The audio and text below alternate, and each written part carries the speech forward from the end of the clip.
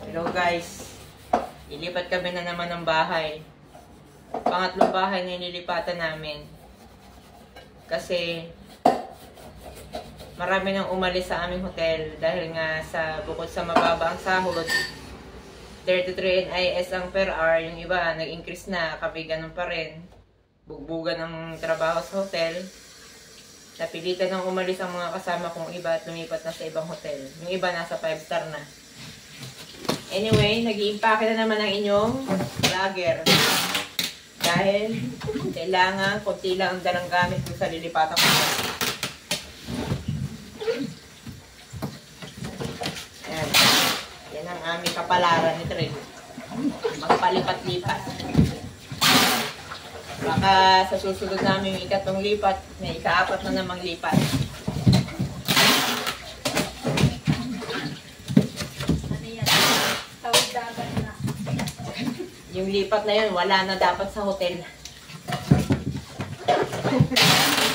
Ibang lipat na.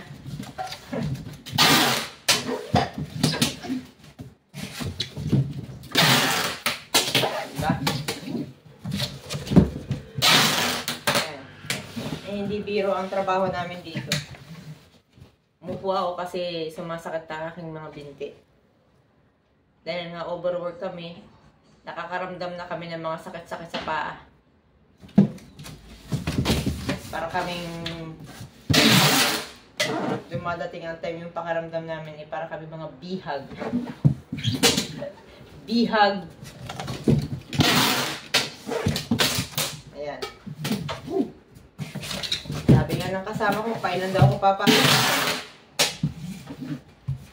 Sabi ko, hindi ko alam. Hanggang hindi tatapos ang aking pagliligpit, hindi ako papasok.